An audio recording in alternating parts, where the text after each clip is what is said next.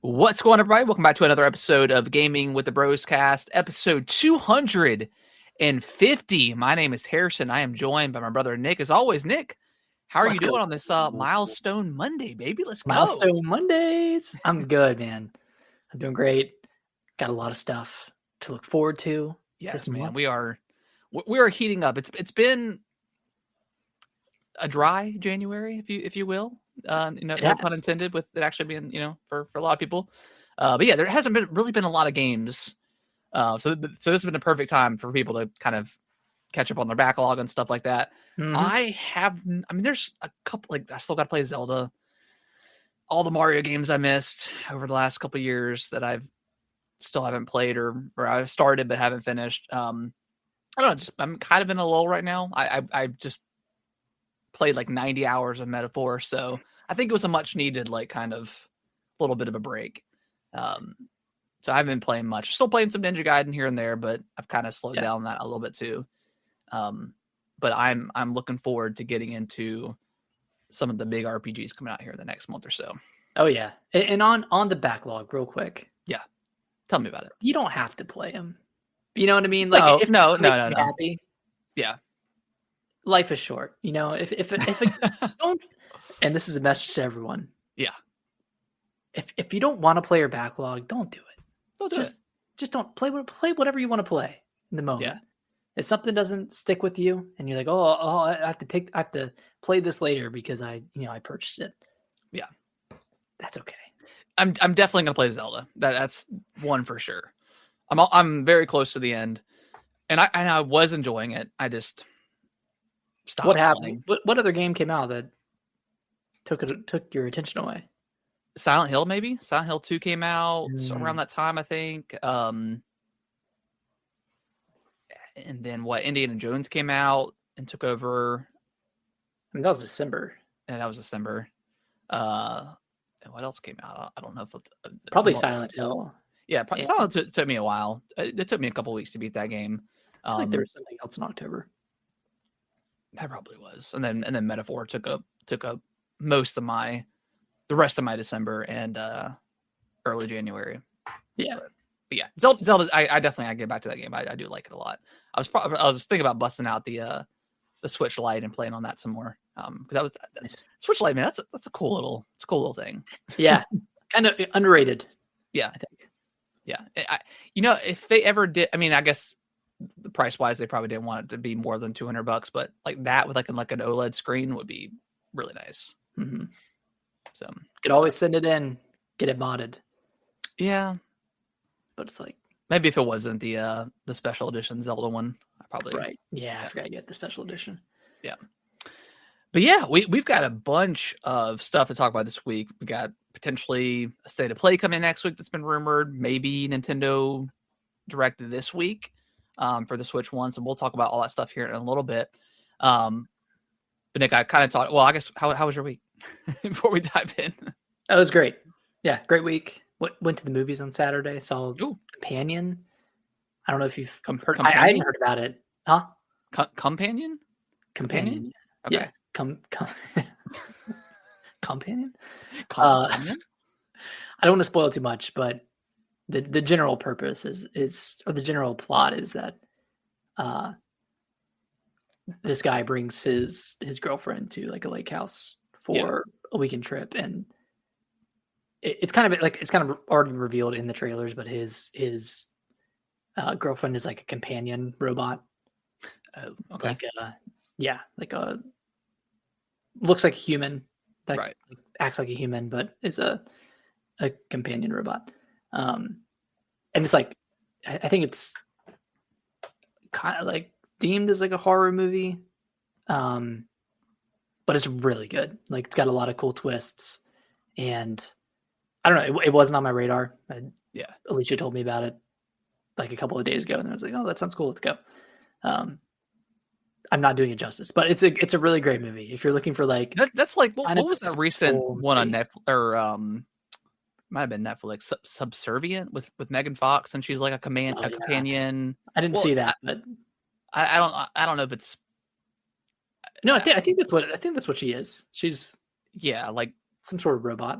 Yeah, and then she gets like feelings for the guy or something like that, and then yeah, I'm sure it turns to where she tries. I never saw it, but I've seen trailers and stuff like that for it. Probably going to get a lot of those movies. I mean, there was that Megan movie that came out not too long ago, the horror movie, with the killer like companion doll thing. So I'm sure there's going to be more of those types of movies.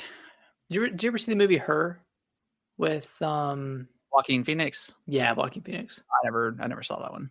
That was a really good movie too. That one was a lot more sad and depressing than this one was. Like this one, like obviously, like it could be a future 10 or 15 years from now where things like this exist. Well, I mean, that's scary. Looking at the stuff at CES this past couple weeks ago. I mean, there's a lot of like companion robot lifelike type. Yeah. So it kind of like delves into like what it means to be human and that kind of stuff. But yeah, you should watch Her. It's a really good movie. Yeah. But other than that, just doing some chilling. Just playing some Metaphor. How's your weekend? It was good. Didn't really do too much. Went to took Kellen to like a local card shop because he's always been really into Pokemon. I'm trying to tame it down a little bit because he's getting to the point now where, much like with Pokemon TCG Pocket, like if he doesn't get a good card, quote unquote, he gets mad or gets frustrated. I'm like, all right, well, it's not about like, because I mean, and this is kind of like the issue I think I have with Pokemon card in general is like, especially ever since it kind of blew up in the last few years, like every single like TikTok short you see, it's always, every time they pull a card, it's always got the ching sound and it shows like the value of the card and stuff like that. Which, there's not necessarily a problem with that, but if you don't get like a nice, like full art card, it's like he gets a little bit upset about it. I'm like, it's not about, this is not gambling. We're not sitting here, risking all our money to open cards. It's supposed to be like kind of a bonding experience and going to we went to the card shop and we're just kind of looking at like the individual cards and he saw like a Mew EX card that was a really cool card. And it was like $20. I was like, you know what? We'll get it. I got like a little stand for him. So he's got it like displaying in his room. But I was like, it's like, we're not going to sell these cards anytime soon or, we did send 5 cards off to PSA though. I went to GameStop and used like their program. So we'll see how that goes. I think they have shipped. I think we sent them out on Thursday and they've now shipped. And GameStop gives you like a detailed kind of like shipping notification and stuff like that. So we'll see how that goes. Yeah, it's a long process. Yeah, they said it could be like up to 90 days. I've seen some people get it back within 30. I guess it just kind of depends. How many cards you're sending in and all that good stuff. I think when I sent them in, because you sent like 10 in, right? It was like 10 or 11. I got them back within like 2 months, I think. Yeah, that's kind of what I expected. Yeah, so I was like, what's the turnaround time? 60 days, and they're like, yeah, something like that, maybe more, maybe less. It just kind of depends. So I was like, whatever. I mean, send it out, forget about it. I'm not worried about it. It's not like I'm like playing the card game or anything like that. But it's been fun. We tried to, and again, a little bit of frustrations with like the TCG in general is like the new like Prismatic Evolution set came out. It's like the big like EV themed set with all the different evolutions and stuff like that. The scalpers immediately just got a hold of that stuff, and like I guess it was so popular that people came in and they couldn't get the set because it sold out. They bought like everything, so the entire store. I think I talked about it last week, but the stores were completely wiped. And this week we ended up going to Walmart and they had a ton of stock. So we got some of the not the newest set, but we got some of the older packs because he just wanted to like open up a couple of booster packs. So. But nice. That's been fun. Again, trying to just be like, all right, you're not going to get something good every single time. Yeah, I don't know how you rewire it, right? Because like he sees it, right? Like he sees the videos of people drawing the cards, and then the monetary value shows up, and like obviously they're only posting the videos with the good cards in them. So we follow this one guy that's pretty good. He doesn't like hit all the time. Okay. like you may have seen it, but he's like he gets like a lot of like the older booster packs, so it's like, should I open it or should I keep it sealed? And then he'll go through it, and then if it's like a bust, he'll be like, oh no, should have kept it sealed or something like that. Like he has like a little jingle around it. It's a lot of fun, and most of the time he doesn't hit. But yeah, I don't know how to like walk that fine line, because you want to get the good cards, whatever, but it's like it's about the experience. You're just not gonna you're not gonna do it every single time. So that's a little bit tough. And the same thing with like TCG Pocket, and that's really kind of where it stemmed from. Is like now we're to the point, like, in the new set, at least, I've gotten a lot of the cards now. So even now, like, I'm not getting a lot of new cards, let alone, the full art cards or like the gold, whatever. So now it's like, oh, this is garbage. I'm like, well, it's not garbage, because like I actually play the game, and these cards are actually really good. That just because they're not holographic or whatever, but it's hard to teach that. Yeah, I mean, it's hard to find value in the quote unquote lower value cards when you're not playing the game, because they mean nothing to you. Exactly. Whereas, back when we were opening Pokemon cards and Yu-Gi-Oh cards and Magic cards, we were using them. Like, yeah, it all mattered to some degree, and we weren't even thinking about reselling them, because that wasn't really a thing like that back in the day. Yeah, so it was about the love of the game, and now it's about how much is this worth? How rare is this? When that's never what it should have been about. Yeah, that's what it's about. Like it's so bad. It's so bad. Like and now there's scalpers that ruin the experience for people who actually want to play the game or just want to collect, right? Just have a love for the game and the collections. Yeah, because I went back. I think I'm missing a few cards out of like the base set, and I think I want to collect all the base set cards, because I feel like that's pretty obtainable. I'm not going to do every single set. That's absolutely insane. But I was looking at, because I didn't have a Blastoise, an English Blastoise, or a Venusaur. And they were like, I think the Blastoise was like $95, and like the Venusaur was like 120. So not like crazy, but I was like, I'm not gonna do that right now. Yeah. And those weren't even like graded. They were just the loose cards. So, but I'll do that. I'll do that eventually one day. But yeah, the scalping, it ruins everything. Not just cards, but specifically with cards, when it's like, dude, it's a kid's game at the end of the day, right? It's like, it's a right. It's like, yeah, it's fun playing as an adult, but like, we didn't have to deal with that when we were kids. We could just go into a store and they had hundreds of packs in just like the regular like aisle to cash out. And now it's like it's hard to get a lot of that stuff. It's because the adults weren't doing it, and they weren't ruining it, and they weren't on YouTube monetizing, opening up 20 packs at once, that they had their intern go out and scalp or go like camp outside of Costco or Target or Walmart. Yeah, I've seen the crazy videos of this newest set. I'm like, man, y'all should be just ashamed of yourself. Like I get it. It's exciting to get these cards, and new sets are always fun, but man, like, come on. It's crazy. Yeah. Just be a normal human. Don't try to rip other people off. That's well, I'm sad to hear that. I'm sad to hear that it's a hard experience to get the packs. And I mean, it's been a little frustrating, but do you think Pokemon Company should reprint? I think they are, actually. I think they have already talked about this newest set, especially how the scalping is so bad with this one, that I think they're going to I don't know when they're going to do it, or if they will at all, but they have talked about it. So I think they will, but reprinting this set or reprinting this specific set, this new one that just came out. Well, they should. I mean, like, why wouldn't they be incentivized to make more money by reprinting and find a safeguard to prevent people from buying 50 packs at once? Yeah, I don't know what the answer is, but there's it's always tough with that stuff, because like limit 2 per person or customer or one. I think that's up to the discretion of the individual retailer, and at the end of the day, like, they don't really care if it sells out to one person. Like they're still getting the money. But I don't know, when you have like someone like I've seen YouTube videos like someone going into GameStop and buying every single pack on the shelf. It's like, man, really?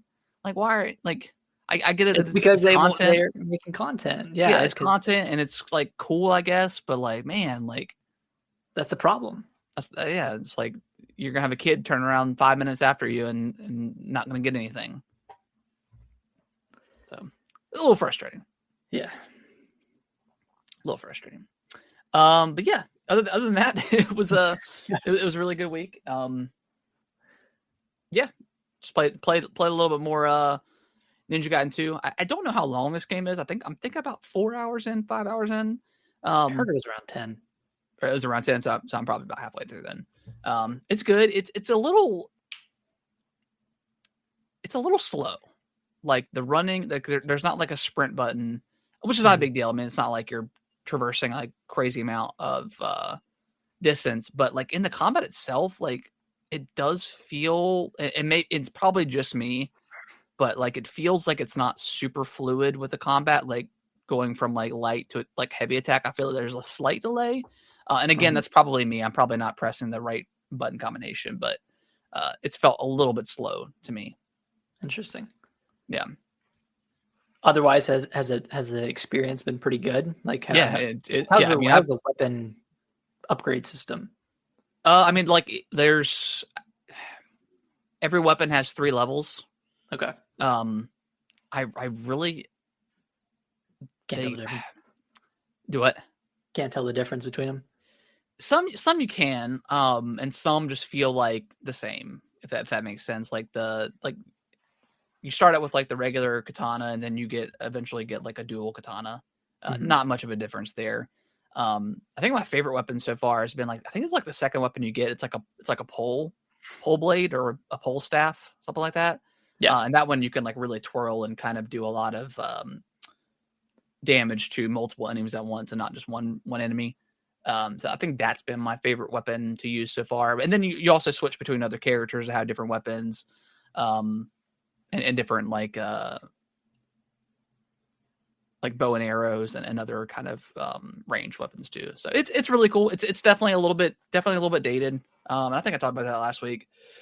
But it's good. It's all. I can't wait to see what Ninja Gaiden 4 looks like. Hopefully it's like it just feels a little bit more fluid with the with the combat. Yeah, especially with Platinum being behind the helm. Yeah, I think they'll do a really good job with it. Yeah, because I mean, like Bayonetta is great. Kind of the other character action. Yeah.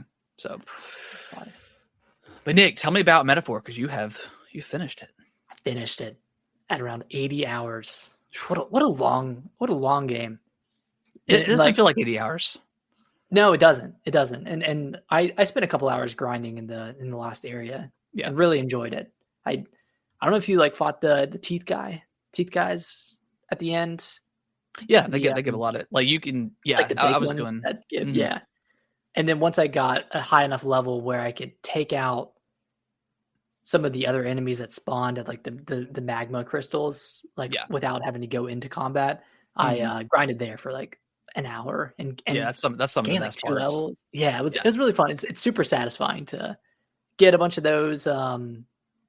There's like hero leaves and just upgrading your archetypes. I tried to upgrade as many of the heroes or as many of the main characters archetypes as I could. Because you get so many of those items like doing the combat from like the overworld. Like you could really like forever grinding there. Yeah, you could. I mean, yeah, you're really good. You could probably level up. It would take a while. But yeah, that's where I did a majority of my grinding was right in that area. Yeah, and got all the last archetypes, I should say, for these characters. So yeah, and then once I realized that I couldn't unlock the final archetype, and I think it was the Brawler's last archetype. Yeah. Because I think I 2 characters I didn't get to level 8. One of them was one of the party characters that I talked about earlier that I won't spoil. And then the other one is Katharina, pink hair. I don't think I got her all the way up to 8. I think I got her up to 6 and I didn't unlock her last archetype. Yeah. was like, well, I can't unlock everything for the main character, and I know there's some sort of secret behind that, so maybe I'll do that in the next playthrough, or maybe I'll pick up the Switch 2 version and play Do it the there. definitive edition or whatever it is. Yeah. We need to do a spoiler cast for this game, we definitely do. or a review, whatever we want to call it, where we just go through, everything we loved about the game, all the main story beats, that kind of stuff. Because there's a lot to unpack. There's a lot of fake out moments. There's a lot of, kind of jaw dropping moments, a lot of revelations throughout the game that I think would be really fun to talk about, but wouldn't want to do it here and spoil it for anyone else who hasn't played it, because I'm sure there are a lot of people who are still making their way through this incredibly. If you got it for Christmas or something like that, I'm sure there's a possibility you still could be playing it, because it took me a few weeks to beat it, and I was playing a pretty big chunk a night, sometimes longer on like Sundays and stuff like that. But we definitely do this game. I mean, again, if you're a JRPG fan, I think this is like a must play. It is such an incredible video game in general. It's one of the best games I've played in a long time. Yeah, and I played a lot of good ones. Definitely my retroactive best game of 2024. Yeah. So saying that, where do you think this would have landed on your game of the year top 10? Number one. Yeah. Okay. Not even close. Easy, an easy number one. Yeah. And honestly, like looking back, and I know we had this podcast like a few weeks ago, I would probably move Indiana Jones down one or two pegs. Okay. And maybe bring up Astrobot or Silent Hill to the number, like the new number 2 spot. Do you think Indy was like a really true recency bias thing for you? It might have been, and because I was like thinking back through it, and I was like, okay, I loved the combat, I loved the stealth, I loved all the upgrade systems, the exploration. I think my main gripe with it was that all 3 of the big areas were kind of the same in their structure. Yeah, absolutely. And doing the same thing, like the missions were slightly different, but you really were kind of just doing the same thing over and over again. Yeah. That's really my only fault with the game, and like honestly, like Metaphor does a similar thing, right? Where you get to a new town, you have 15 plus days of free time, and then there are missions that kind of take you outside of the towns, and then there's some sort of like tower or spire to do as well. The combat and the story around it is just so good, and even the stuff like with Metaphor, even the little like kind of the mundane tasks you were doing, like when you were like some of my favorite parts of that game is when you were traveling to those said spires, and it would take you 2 to 3 days of in-game time, and you were just kind of talking to your comrades, and you were doing other stuff to kind of like boost up your what are they called, your royal virtues, the royal virtue, stuff like that. So like it never felt like you were wasting any time, because you were always doing something to level up some aspect of your character. And then like I said, just kind of just vibing with on the runners and stuff. Oh man, it's so cool. It's so cool. Yeah, I think that like this party of characters makes me feel a similar way to the party of characters in Xenoblade Chronicles 3. Yes. And I think Xenoblade still edges it out for me, but maybe on another day, I would think this, the Metaphor's characters, are superior. Yeah. But like, that's one thing that this game definitely excels at is building those character relationships. And that, I need to revisit Persona 5 because I only played 10 hours of it. But I feel like it wasn't done as well as it was here in the 10 hours I had played. Yeah. But I need to revisit it. Playing through Metaphor kind of make me want to go back and give Persona another shot, just because that's like the Atlas game to play, Persona 5 Royal. And I've kind of like I definitely need to finish. I mean, I need to finish the Xenoblade 3 DLC. But now like I kind of want to go back and like do 1 and 2 and get through those. I've just been really into like a JRPG mode. X is coming though. Yeah, X is on the way. I've got that pre-order with Best Buy, so I'm excited for that. I forgot I did pick up something this weekend. Lord of the Rings: The Third Age on the GameCube. This is one of my favorite RPGs. It is so good, and it's so cool because like I forgot, but like it's got 2 discs. Like, damn, that's pretty rare for a GameCube game, I think. Is it like a top-down RPG?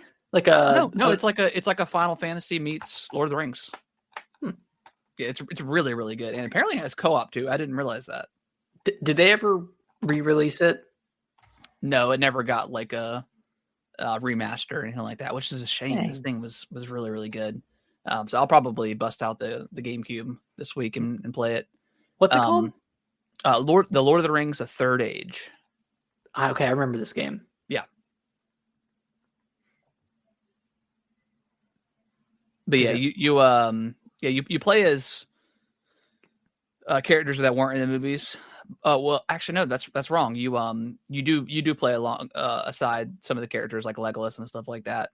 But you kind of make your way through the trilogy of the original 3. Oh, it's turn-based. Yeah, it's turn-based. Yeah, it's like a Final Fantasy. Oh, that's cool. Also came out in the GBA. I don't think I ever played that version. Yeah, there's a PS2 version. I think there's an Xbox version. Yeah. So it was out everywhere, but it was a really good game. Cool. Yeah, it's cool. It's a good find. Yeah. So yeah, just a really big mood for some JRPGs right now because I mean, Metaphor was just so good. Yeah, it's definitely one of my favorite RPGs of all time. Yeah, I mean, there's a lot of RPGs coming this month, not necessarily JRPGs, more so Western RPGs with Avowed and Kingdom Come. Yep, but I mean tomorrow, Kingdom Come tomorrow. Avowed is next week. Couple weeks, yeah. I think it's It and you could even play it as early as like what? It comes out on Valentine's Day, right? I think so. No, it comes out the 18th. But you can play it early. Okay. On Valentine's Day, you buy the special edition.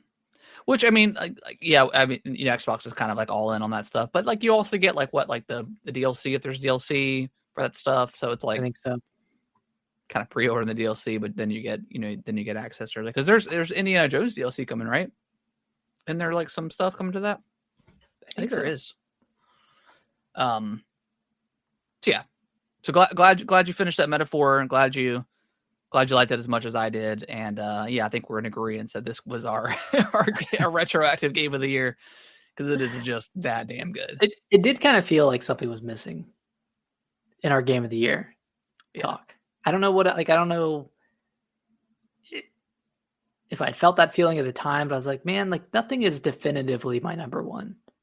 Yeah. Whereas that's normally the case. Like 2023 Tears of the Kingdom was definitely number one. 2022 Elden Ring. Yep. I mean, there's normally something that like stands apart from the rest. Yeah, that's not even like close. And this would have been that for sure. Because I mean, even like Silent Hill 2, I think was definitely my definitive, but like it took me, like it wasn't immediate. Like once I sat down and like wrote my list out and I put Silent Hill 2 at the top, I was like, yeah, this feels right. Mm-hmm. But yeah, Metaphor would have been like, not even close. But cool. All right, well let's dive into the news. And kicking us off, Forza Horizon 5 is officially coming to PS5. We were kind of waiting for Xbox to release the floodgates, open the floodgates. Phil Spencer had his interview 2 weeks ago now. And once he said that there's no red lines anymore, we're like, okay, what's the first game that's coming? Right. That's been their and this is their, I mean, Horizon 5 is probably one of their best racing games ever, in my opinion. It was real. I'm not a big racing fan, but this one was really good. And Forza has been a major franchise for Xbox, so this is big. It's big. I mean, I think Forza Horizon 5 had 20 million plus players. Yeah. Like it was a huge game back in 2021 when it launched. And yeah, it was I mean, I big. could see it selling A few million, 5 5 million. maybe 5 million on the PS5, maybe between that and the Switch 2, it'll sell around 5 million. Yeah. It's not announced to be coming to the Switch 2. I think that'll happen more in the April Direct. Yeah, I don't think anything PlayStation. Well, I know Xbox is going to have a ton of games going to the Switch. I mean, Phil's already talked about supporting it. I don't think we hear anything until the Direct on April 2nd, and then after that, like Xbox kind of just announce whatever they want. But yeah, I don't think we're going to know anything officially coming to the Switch 2 until that day or after. Right. Nintendo, I think, wants to control that. I don't know, control the narrative, control what games are shown off. So Forza Horizon 5 this spring. Do you think there's anything else coming this spring from Xbox to PS5? Whether that's Halo, Master Chief Collection, or Gears Collection, Avowed even? Yeah. What do you think? I think Avowed maybe. I mean, Avowed, could really come out at any time. I know it hasn't been announced yet. And maybe they'll do like Starfield first and give like Xbox people like a year of exclusivity, and then maybe bring it out next year. That's a possibility. I think we don't get out of 2025 without Halo being on PS5 and Switch 2. Yeah. I think that's just definitive. Like, I think it just makes sense to get that game out. Because why not? I mean, that game's already, and that collection is already really incredible. Plus you had all the multiplayer and stuff. Like, you have a bunch of new eyes on Halo. People that maybe have potentially never played Halo, which is insane to think about, but there are people out there like that. But it's on a platform that they prefer to play on. I mean, that's huge. I mean, that thing would sell so much. It'd be crazy. It's funny to think that Halo could be a system seller for another platform, like the Switch 2. Like, someone might pick it up because, obviously because Nintendo games are coming, but you can play Halo on the go. One of the best first-person shooters ever made. Yeah, on the go, right? So like that's insane. It's a great use case. Yeah, it's still insane to think about, but I'm excited. I'm glad that they finally did it. They tested the waters with those 4 games last year. Indiana Jones is coming out here in a couple months. I don't think they've given a date yet, but yeah, I mean, Xbox is kind of, I mean, they pulled the Band-Aid off, and they're doing their thing. People got it. I mean, there's people out there that are still mad. I personally don't understand why you're mad. You're mad. You're not mad because it's going over to something. You're just mad because someone can't play it, or someone can play it, but you also get to play it. So it's not like, if you only play a game on Xbox, it's not like you don't get to play the game anymore. You're just mad that somebody else does. That's what it boils down to. Yeah. Just, I don't know, get over it. It is what it is. And now the conversations of, and I know we've had a similar conversation, but the question is, why would I get the next Xbox? Why would I stay with this ecosystem? That's not your problem to worry about. That's Microsoft's problem to worry about. Exactly. They need to give a compelling reason to stay with the Xbox ecosystem. You don't have to worry about that. You just say, if you want to go, you go. Like, if there's not a compelling reason for you to stay, if Game Pass isn't enough, if Series X, Series S, Play Anywhere, whatever isn't enough, then yeah. Because like, if Xbox does not give you, if Xbox doesn't do it, I mean, again, we talked about this last couple of weeks, but if Xbox doesn't give you a reason to pick up their console, like if they don't do anything that's completely different than PlayStation, and that's been kind of my argument this entire time. It's like, okay, if you're going to bring everything over to PlayStation, I just don't need an Xbox. But if you don't have a PC, then you're probably just going to miss out on Game Pass, because they're not going to bring Game Pass to Switch and to PlayStation. Those Nintendo and PlayStation aren't going to allow that. So if you want to play all the Xbox games, fork out the $500. It is $300. I doubt they're going to do 2 different iterations next generation, but fork out the $400-$500 and then Game Pass, and you can play all the games for a fee, right? You're $20 a month that you're going to pay, or you can just pay the $70 or $60, whatever the amount is, and you can play it on the Switch or PlayStation. I mean, the Switch and the PlayStation 6, Switch 2, that might be like you said, like you tweeted out, that may be the best combo going forward. Yeah. Could be. But Xbox might have they are working on a handheld, so like maybe you don't get the set top box and you just get the handheld. We don't know exactly what they're gonna do. It could be something like the Switch, and they just go that route. We'll see. Hopefully they have some sort of dedicated handheld. I mean, that's what the people want.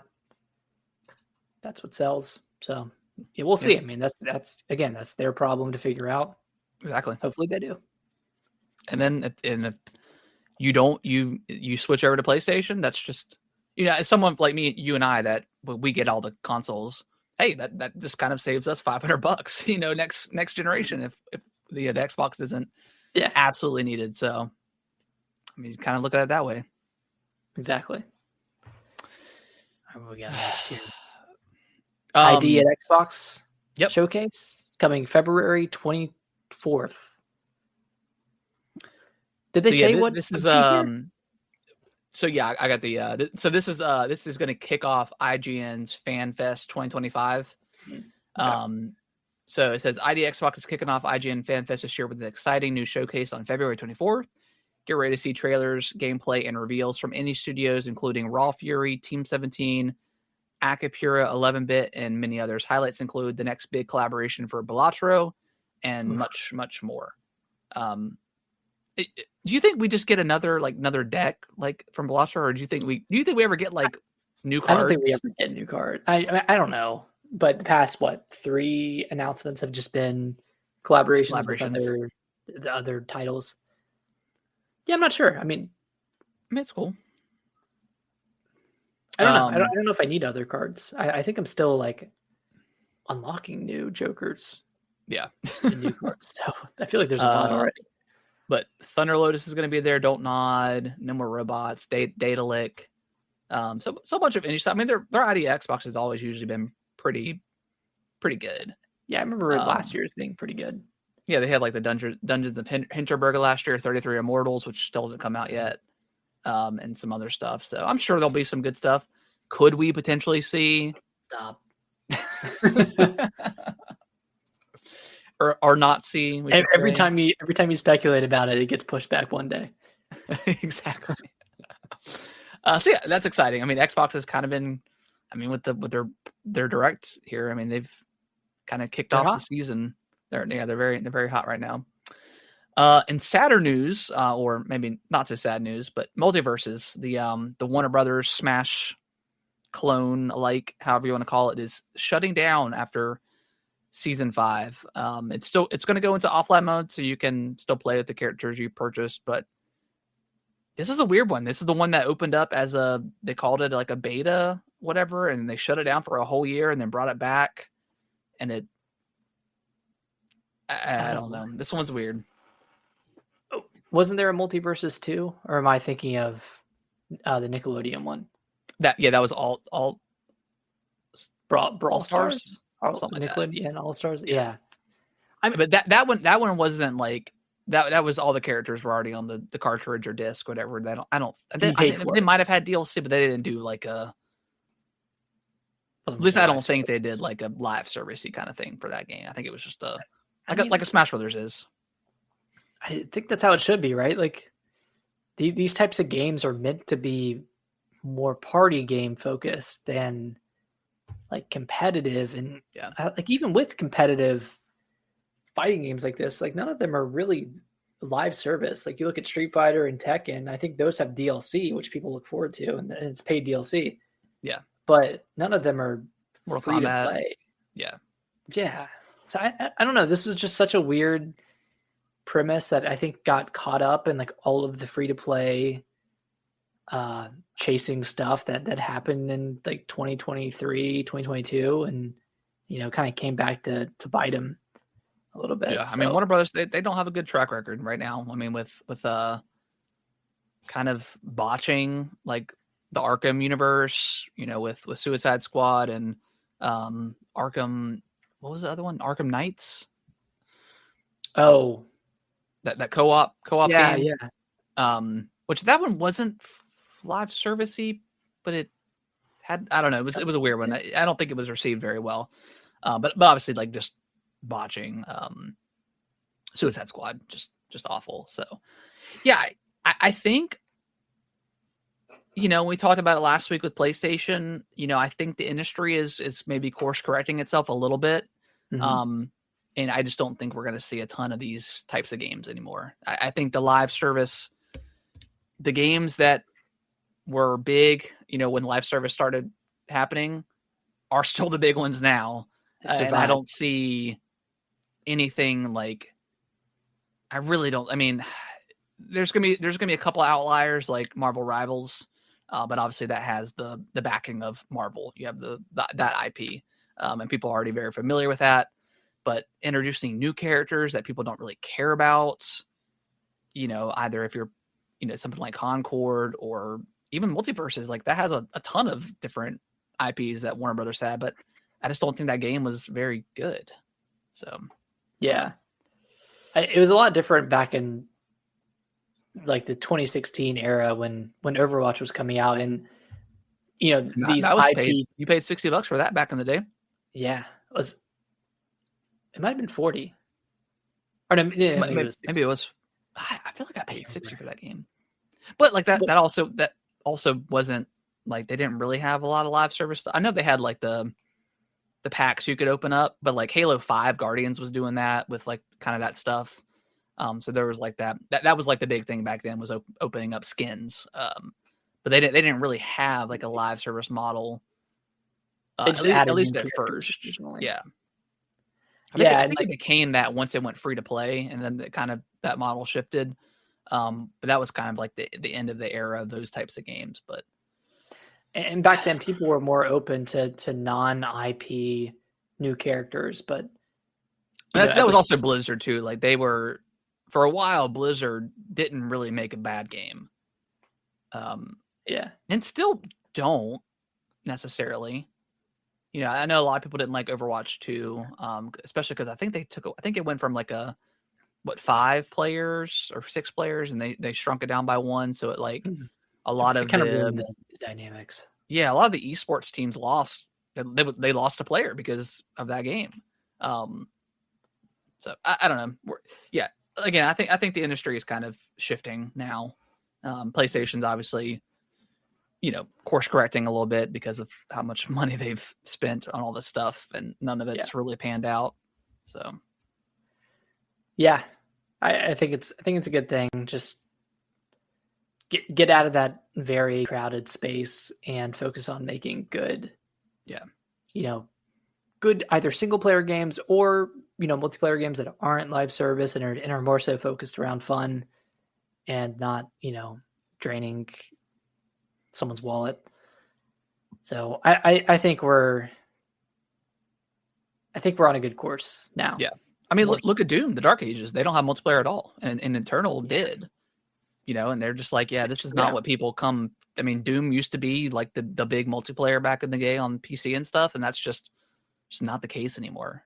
So I think it just makes sense to, instead of splitting the team up, to do multiplayer and do like just focus everybody on making the single player as good as possible. I know Multiverse didn't have a single player game or campaign or anything like that, but yeah, I think that's it's tough. It's definitely tough. I would not want to be in some of these developers' shoes. No, tough time. Very tough time. Nick, you want to read the next one? And this it's a sad, but it could be happy. We'll see. Yes. So PlayStation sent DMCA takedowns to the creator of the 60 FPS Bloodborne mod that's been around for years, right? Yep. It's weird because it's been around for so long, and I think the light at the end of the tunnel here is that maybe they're doing this because a Bloodborne remaster is on the horizon. We don't know. I mean, it kind of sucks either way that they're doing this because, like, why, right? Like, it's not affecting them that much. It's not like, and damn well that if they were to leave this up and they announced Bloodborne remaster or remake tomorrow, people are still going to buy the game, like the new game. This isn't going to affect people's excitement for it. that being said, I am hopeful that in the next state of play we get something Bloodborne related. I mean, I have to imagine FromSoft, because we know that FromSoft is working on a lot of games right now. They have Elden Ring Night Rain, which is coming out sometime this year. And I get to play it. You've got the scoop. I don't think we talked about it on the show yet. Yeah, I got into the the network test, so I think I'll get to play it next week. Yeah, the 10th, 10th or 11th. They'll send me a code. I don't know exactly how it works, but yeah. Well, depending on when you play it, we may delay the show like a day or two, or a day, or like if you can't play it until the 11th, or, we'll figure it out. Yeah, we'll figure it out. It might be that I get information about a code on the 11th and it's not sent out until that weekend or something like that. Gotcha. Okay. But we know FromSoft is working on a lot of games. This could be one of the projects that they're working on, some sort of Bloodborne remaster, or it's going to a studio like Bluepoint that did the Demon Souls. I think that's what I've heard, or that's kind of been like floating around, is PlayStation wants to do it, but Miyazaki wants to be involved with it, and he just doesn't have the time to do that. He, with working on other projects, so maybe that's the case. But also, I think Bluepoint did a great job with Demon Souls, so why not just hand the reins over? But who knows? Off the top of your head, what do you think we get first? Bloodborne remake or Silksong? Go. God, Bloodborne. Honestly, Bloodborne. I'm not even sure. I agree with that. Here. What? I don't even know if we'll get Silksong in 2025, unless it shows up at a Nintendo Direct or something. I don't know. Switch 2 launch. Yeah, maybe that'd be huge. All right, Harrison. Let's hear your grievances with TCG pocket trading. I mean, it's not just me. I mean, I know it's been kind of all around the internet. But okay, so we break it down. Pokemon, the trading. I emphasize trading. Card, game, pocket. But let's go back to the trading aspect. So this was not at the launch of this game, for whatever reason. They probably didn't want people trading immediately because they wanted to build up. At the end of the day, it's a gambling game. You're either going to spend the money and potentially get cards or not get cards. So they kind of want to, they want to get their money and all that stuff. And, most people probably just opted into just doing the 2 daily free packs you get. A lot of people probably also paid a lot of money. I've spent, probably $30 maybe total in this game, which isn't terrible. So I get the aspect of the kind of the gotcha kind of thing and all that stuff. But then they finally bring it out. You can't trade the alternate arts. You can't trade the secret rares or the gold cards. You can only trade, I think, the 4-star and under, which EX cards are in that mix. So there's a couple of EX cards that I don't have in the last couple sets. Mm-hmm. So it's good. We did trade. So that's very frustrating. You also have to have you have to have point. I can't remember the term they use, but you have to have points in order to trade, which means you have to burn your duplicates that you have, and sometimes and of course the higher the value of the card is going to give you more of the points that you need. So you may only have so many EX cards, but you don't want to burn the EX cards because you want to save those for the people that need them. So it's you're trying to look after your friends and people that actually need these cards. And, and you may not have a ton of extra EX cards. So you have to burn all of your other cards, and that takes a while and may not even get you to the points that you need. So yeah, a little frustrating. It's dumb that you have to get rid of cards in the first place. Yeah, it should just be they should have just put a timer on it, a daily, one trade a day, or something like that. one trade a day, and you can pay to increase it, whatever. Like Yeah. you only have one. Yeah, you only have one free trade per day. Something like that. I don't know, but Yeah. At least they're revisiting it, right? Like they recognize that it's bad. They came out and said they're actively looking into how to improve the experience. I'm sure they will have some sort of reparations for people who have been burning their EX cards. Like, And I like think they, I think have. they gave Yeah. people like one free trade, like the 500 points or something that you need, gems. I can't remember the terminology that they use, but yeah, it's a little annoying. Again, like the whole Pokemon is all about trading, and it's just it wasn't there at launch, and I understand that maybe they need to figure it out how they want to implement it into the game. Mm-hmm. But here we are. Most of us have probably spent some money at this point, and we just want to get the other 2 or 3 cards we need. We can't do that because it's frustrating. We can't do it because they're the higher, and I get it, like the higher value cards. I get it. Maybe you don't want people trading those, but why does it matter? Yeah, why does it matter? But it's all about the cha-ching, It's all about the money. Yeah. So that's a little frustrating. Hopefully they improve it. Hopefully it gets better. It just sucks, right? Because like they took so long to even implement it, and then it's a huge disappointment, and too many button presses too. Yeah, it's you have to initiate the trade, you have to review the trade, you have to accept the trade. Like there's just a lot of like, maybe I'm being over dramatic, but I feel like there's a lot of amount of times I have to open the app just to finish a trade. Yeah, but they'll work on it. But it's cool. I mean, we both got a card that we needed. So we done the trade at least once or twice now, I think. Yeah, twice. I gave you a card that you needed. So it works, but it's just a little bit of a pain to get through the process. So yeah, other than that, like I still enjoyed the game. I've noticed, I don't know if you've noticed in this set, I feel like I'm not getting as many like rare cards. Like I've gotten a lot of just basic cards. I don't know if I've noticed that.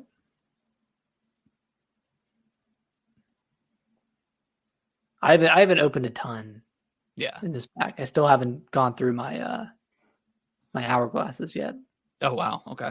Yeah. So I don't know if I have a great frame of reference, but okay, that makes sense. Maybe they changed the. Well, if they did, they have to note it. They do, yeah. But it probably hasn't, but it just feels like feels a little slower. Feels a little bit slower for getting the kind of the higher rarity cards. Mm-hmm. But anyways, we'll end on the Nintendo Direct thing. I don't know where this came from. I saw it on Twitter earlier, so I don't know. I think this was Nate the Hate. Was this Nate the Hate for the State of Play? Yeah. Okay. So yeah, rumored State of Play next week. We already talked about maybe potentially Bloodborne being there, and that would make sense since they sent out the DMCA for that. Other than that, like I really just don't have any idea what could be here. Like maybe a Resident Evil, something like that. But I don't. Yeah, I mean, we don't really know what's coming this year from PlayStation. We know freaking Death Stranding. And Death Stranding too. That's it. I mean, maybe we see another trailer for Death Stranding and a release date. Wait, does that have a release date? Death Stranding? Yeah. I don't think so. Okay. Yeah, maybe we get some sort of release date for it. But yeah, I really don't know what to expect from this State of Play. Yeah, I never really do with. Yeah, it just says 2025. Okay. And then go see Yote. We don't know much about. Maybe Metal Gear Solid could be there potentially. Yeah, I could see that one be there. That's not exclusive to PS5, is it? I'm not sure. I don't think so, but I could be wrong. I mean, it's not, because that's Konami, right? Yeah. Yeah. Silent Hill 2 was. Yeah, I'm not sure if it. No, it's coming everywhere. Okay. PlayStation, Windows, Series X, S. Okay, cool. I bet that comes to Switch too. Oh, I'm sure it will. But yeah. Again, like you said, I don't know what could possibly be here. It's like this is not a PlayStation showcase, so this doesn't. I don't think we'll see like Wolverine. I don't think that's coming out this year. I think that's 2026. I don't know. I'm excited. I mean, I want to see something. I want to see something good. I mean, we didn't know about Astrobot, and that came out and ended up being one of the best games of 2024. So maybe they'll have something good here, but probably a lot of third-party stuff. Yeah, I think the biggest things we could see are Resident Evil 9, Bloodborne, and then maybe another trailer for Death Stranding. But yeah, it's so hard to say. Like these are so hit or miss. Very. They're not normally exceptional. So, I'm not expecting a lot, but I would like to see one or two big name titles here. Yeah. All right, and last up, we definitely have the Nintendo financials tonight around 3 or 4 a.m. So we'll wake up with some of the updated numbers for games that sold. Usually they do it by the millions, I guess. Like any kind of like big games that kind of cross like a major milestone or something like that, they'll let us know. For anything that came out, I guess what games came out from October to December? Mario Jamboree, Mario and Luigi, Brothership. So if that crossed 1 million, they'll probably let us know about that. Probably tell us how many Switch units sold in that time. And then I don't know, any updates on other games, like if there's any other, like Mario Kart or something else that had another major milestone, like they'll probably let us know about that. But we don't know if it's this week for sure, because obviously we don't know, because Nintendo hasn't announced anything yet. But there's a rumored February Direct. Financials are tonight, tomorrow, however you want to put it. We could potentially see a Switch 1 Direct this week to kind of get us through until Switch 2. Through the summer, kind of like they normally do. And we know the Switch 2 Direct isn't until April, so you got to have something to kind of fill that void, because even the April Direct isn't going to cover anything that's coming out in the next couple of months, right? It's going to cover the back half of the year. Yeah. So, there's a lot of rumored titles between Kirby, Planet Robobot. Yep. Metroid Prime 4 remake, I think is absolutely going to be here. Prime 4, Prime 2 and 3. I think those could be shadow dropped or something like that. Yeah, they could shadow drop it and then, release the physical version a couple of weeks later, like they did with Prime 1 and Pikmin and stuff like that. So they could definitely follow that history of doing that.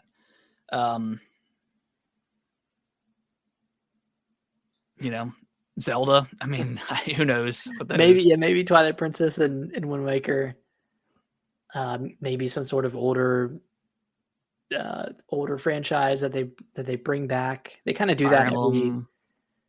It's been rumored for forever. Yeah, Fire Emblem 4, which I would love to see. I kind of hope that comes to the Switch too and doesn't, live and die at the end of a generation. Yeah. Isn't there's like a rumored 2D Metroid as well? Maybe that's on the Switch too, but it'd be cool to see like even Samus Returns. Yeah. 3DS game. Get that ported over. That'd be cool. I mean, I would love to see like a Super Metroid remake. Something along those lines. Yeah. I think that's next up on their remakes for Metroid. Yeah. That'd be cool. Yeah. I don't think we see anything Pokemon, because we have the Pokemon Day Direct kind of thing presentation at the end of the month. So we'll see ZA there and whatever else they got cooking up. I would love for them to finally get Pokemon like Red and Blue and Gold and Silver on. Oh my God, yeah. NSO, but I just don't think that's going to happen. I think. Do you think they like remake those again before they do anything? I think there's always a possibility of them doing remakes. Like I would love to see a Gold and Silver remake, but like not in the chibi art style that they did with Diamond and Pearl. Like I would like a I don't know, HD 2D kind of Pokemon game. Like I think that I want them to keep like the 2D. That I thought about it forever, but like I just don't think it's been a great jump into 3D. I just love and it's probably nostalgia glasses, goggles on.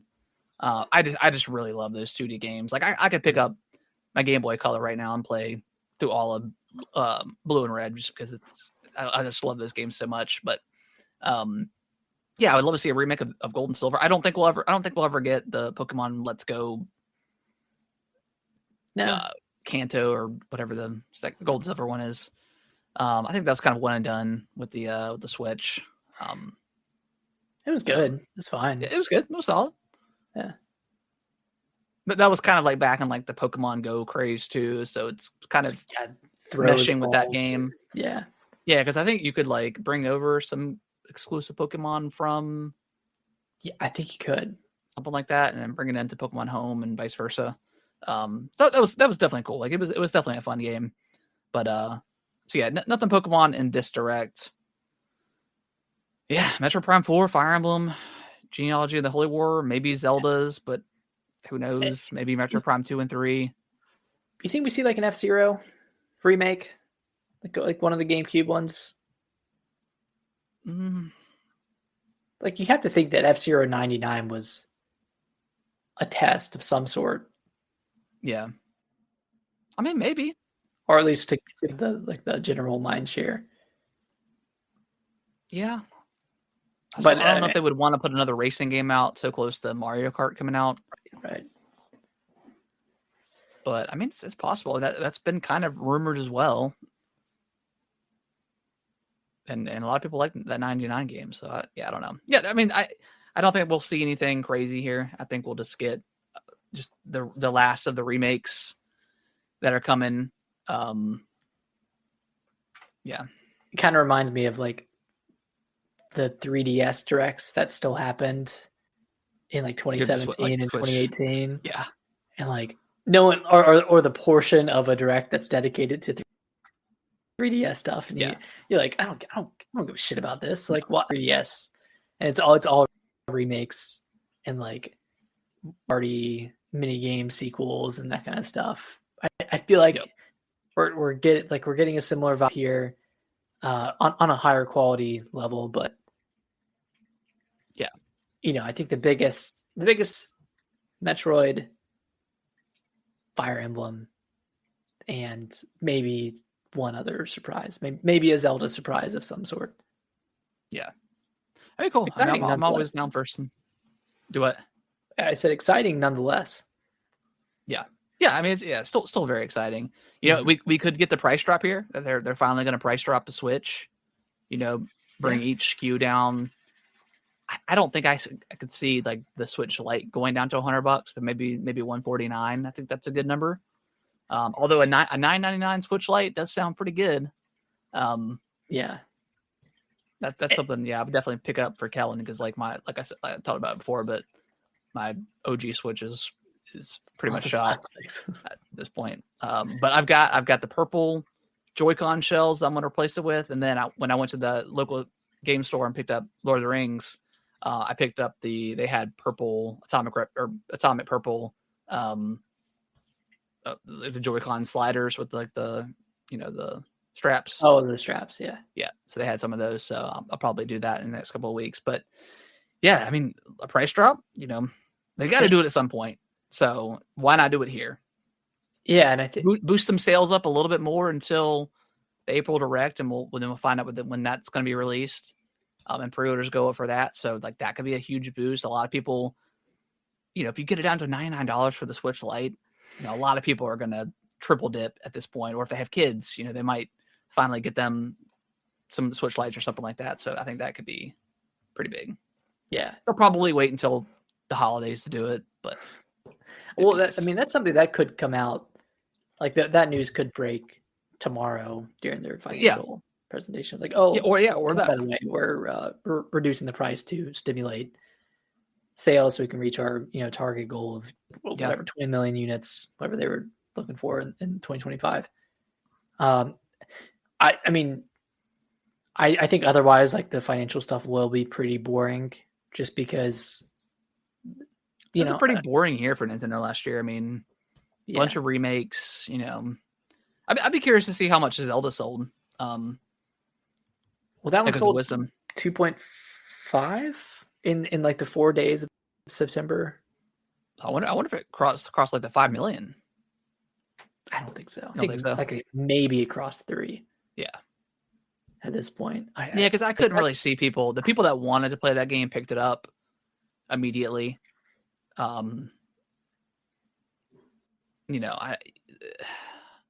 don't know, like word of mouth. I don't think is going to do anything. I mean, they could have gotten some decent holiday boosts, sales for that. But yeah, you're probably right. Maybe 3 million plus. 3 million, 3.5. 3.5. Yeah.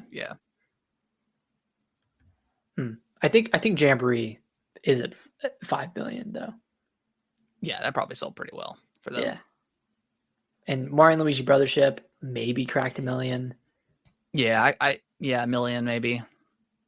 Million. I hope it does. Like I hope they continue on with that franchise and continue to improve on it, because I did like that game. Yeah. It just dragged on. It dragged on longer than it needed to.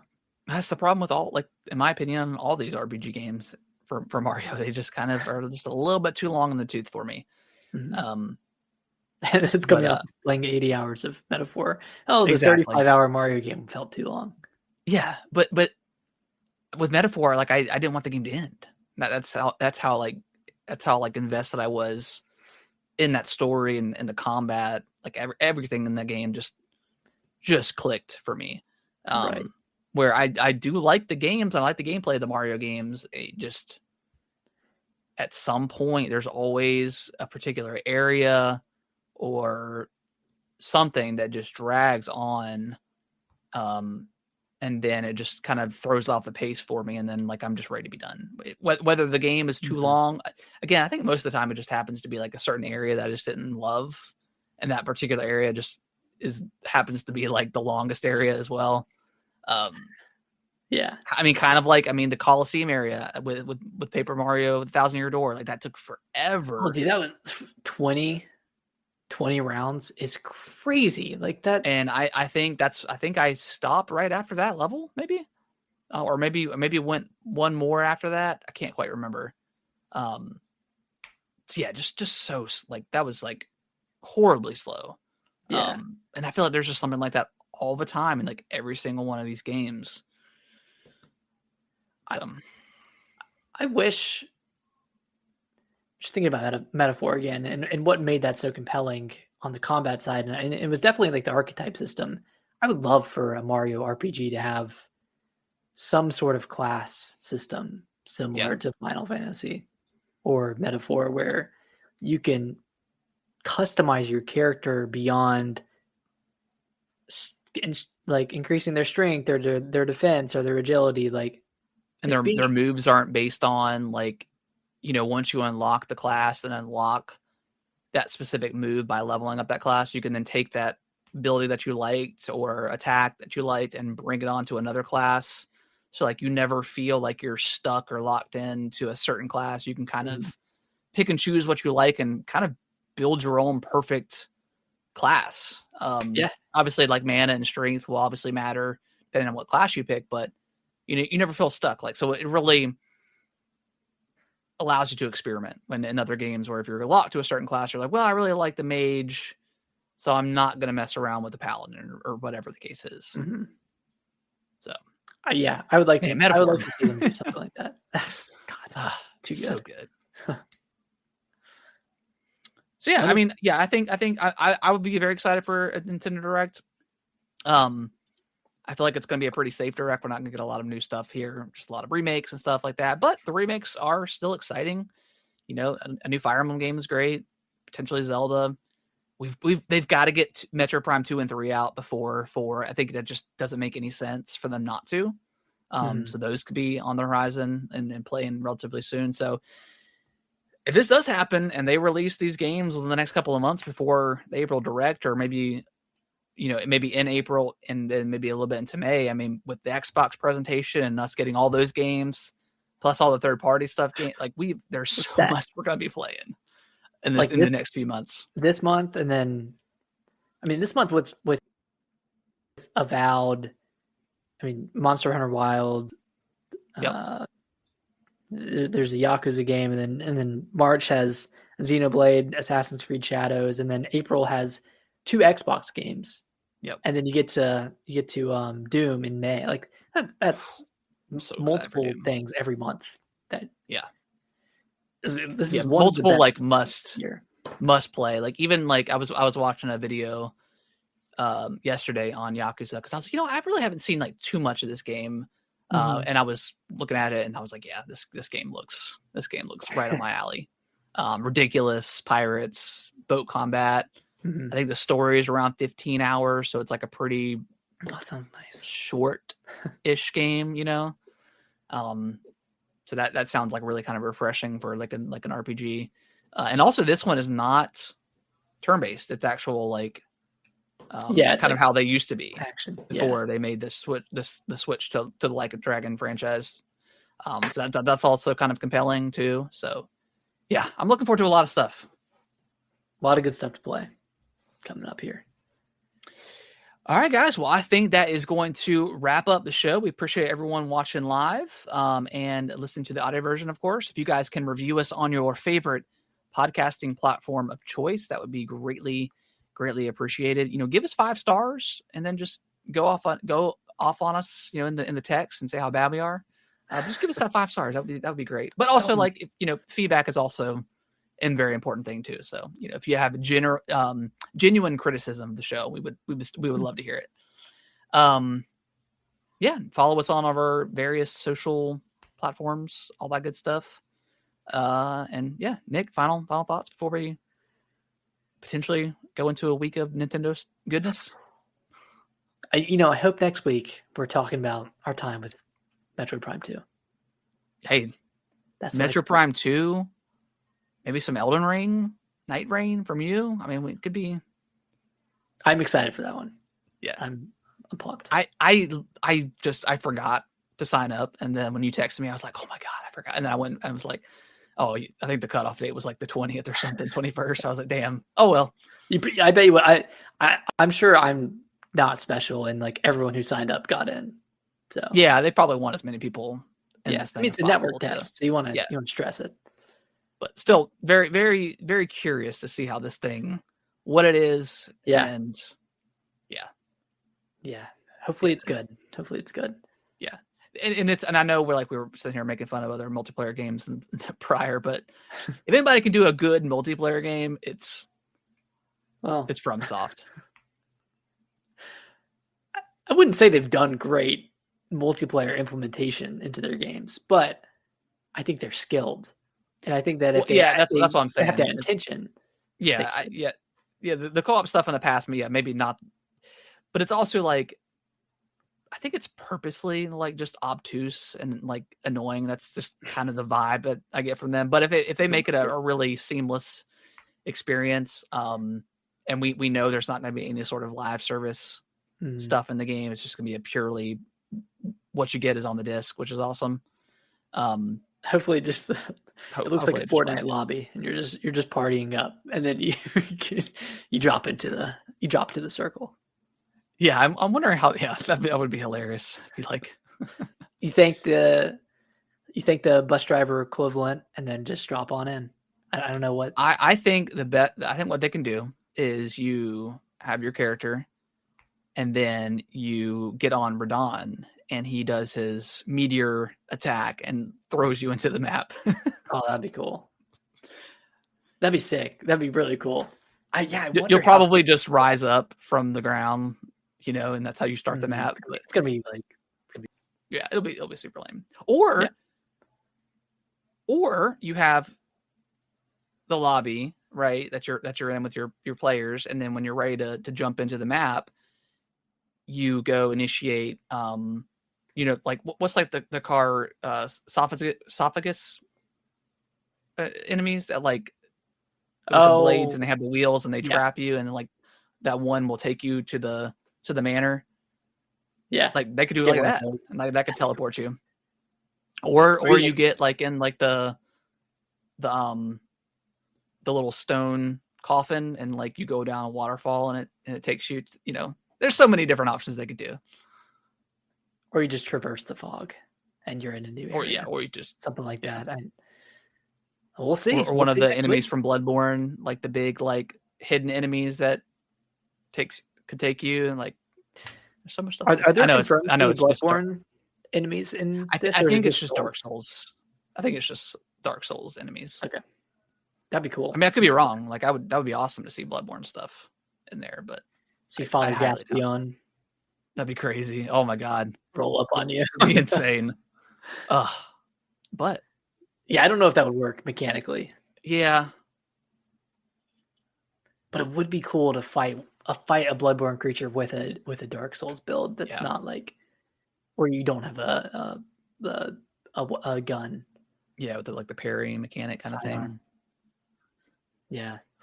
Yeah, there's a lot of different possibilities they could do with this thing. It's very interesting. Yeah. Yeah, I'm pretty excited for it. I can't wait to hear your thoughts of it.